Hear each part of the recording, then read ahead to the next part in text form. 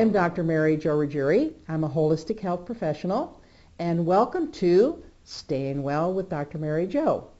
The healthiest food we have on this earth is kale. I always say, hail to kale. Now, what I'd like to do is to show you and give you some actual definitions and some specifics on the benefits of kale, how to use it very quickly, and I think it's probably one of the key vegetables, especially plant-based green, dark green leafy vegetables that you should use as daily as you can.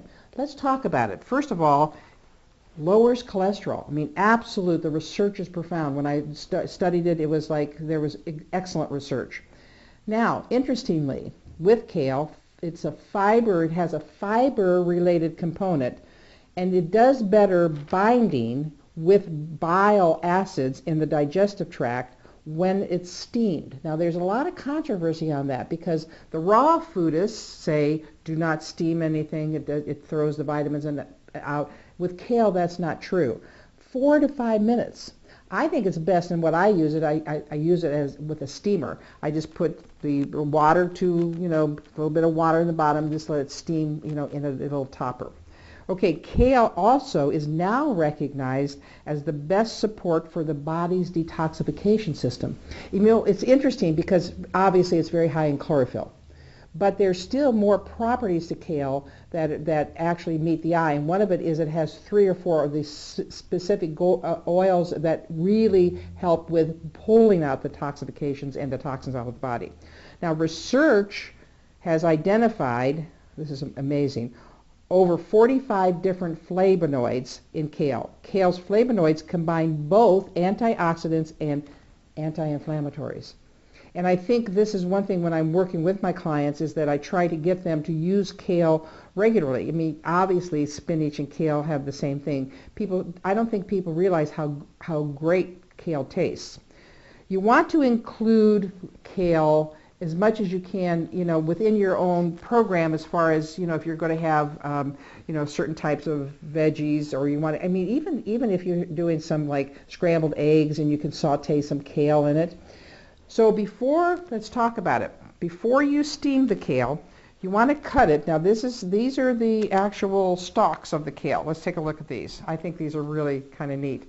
And it's really hardy. The darker the green, the better it is.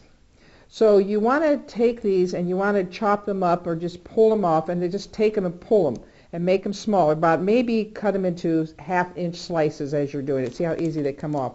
I think the stem's kind of bitter. I usually cut that stem off right there. But you can just take and you can just pull it. It's real easy to do. You can pull it right off.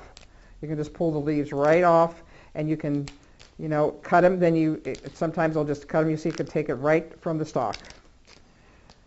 Okay, I don't use a stalk all the time, but if you do, you cut it into about 1/4 of an inch, and you can use the stalks, and they're good. If you steam them, they are really tender. So after you have taken the stalk and you have the leaves, I just kind of break them up. I just kind of pull them apart before I steam them so I can eat them. And then you just put them into the steamer. Now, another thing you can do with kale, and notice how rich that thickness of the kale is.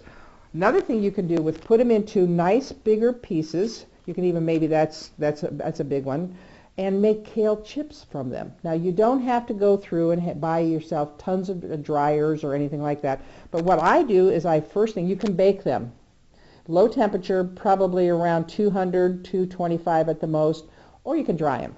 Take some coconut oil, okay, and rub some coconut oil right on the leaves.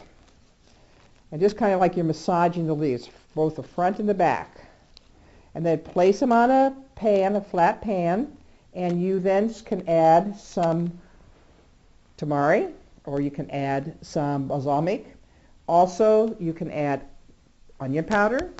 I like the dulse, organic dulse with garlic. So just a little bit of coconut, a little bit of dulse, bake them. When you'll actually see them, they'll get so crisp. They're like chips. They'll get very crisp. You can dry them also.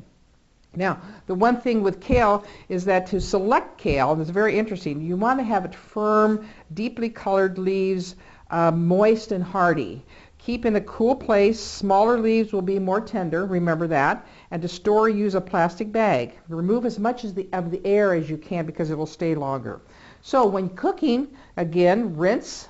Don't rinse before you cook. Don't leave them sitting in the refrigerator wet because they mold and they are not crispy. So rinse, steam, and use a dressing on it. I love a little bit, if you want, just a hair of olive oil and some balsamic vinaigrette.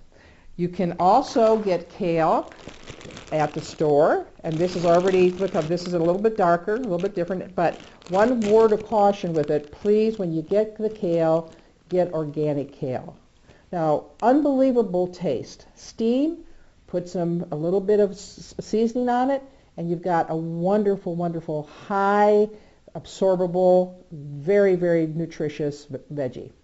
So to stay well, let's have some kale. Thank you.